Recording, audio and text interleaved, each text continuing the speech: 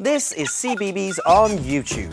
Find even more fun and games for your child at the CBeebies website. So now I'm joined by two of our dancers. This is Olivia and Matthew. Hello there. Hi. Well, we could start off by characters. What are you playing, Olivia? I play Mummy Pig and Rabbit. And you, Matthew? I'm the Brick Pig. Right, okay. I see. And with playing your characters, how long does it take you to get into the role with the costume and the makeup? At least an hour and a half, I'd say, Yeah. would you, especially with the makeup. Okay, so that's what takes the most amount of time, is that Yeah. right? Okay, and what are you wearing for Mummy Pig? I wear underneath the big dress is a fat suit to look like a pig. Yeah, a cuddly mummy. Yeah, and with the rabbit I have little ears and glasses and a suit with fluffy shoes.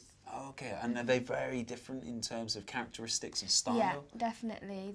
With the rabbit I have to be very sharp and quick, and with the Mummy Pig make my movements more lyrical and mature. Ah, okay, and how do you go about, Matthew, being a pig, I guess, and representing that in dance? What type of things did you do to prepare? We started with a group of people just doing a workshop, basically, seeing how we can move as an animal.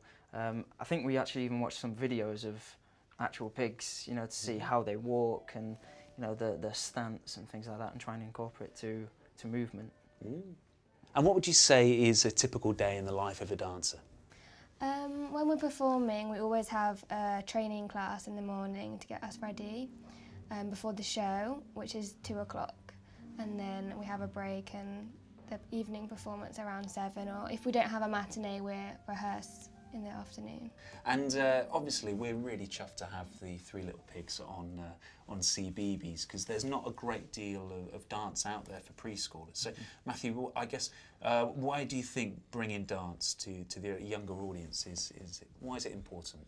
I think it's quite important because it opens up the doors for several different things. You know, it's not just about dance, it's dance and acting, and it could be singing as well. You know, they're all part of the performing arts.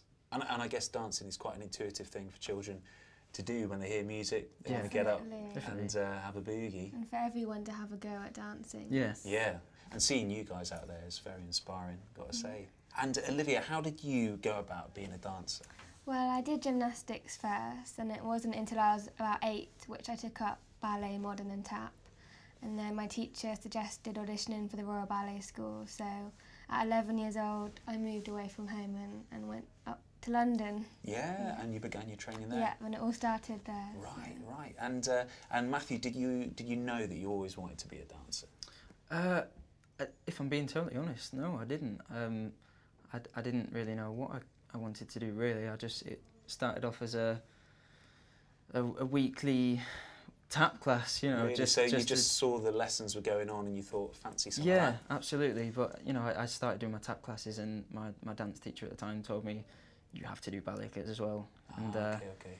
I didn't really want to, but, you know, I got into it and seemed okay at it, so I kept going, and here I am. You got the bug. Yeah.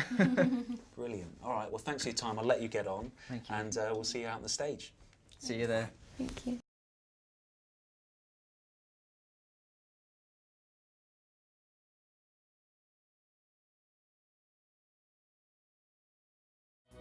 Find out when we add new clips and build a playlist especially for your child by subscribing for free to the CBeebies YouTube channel.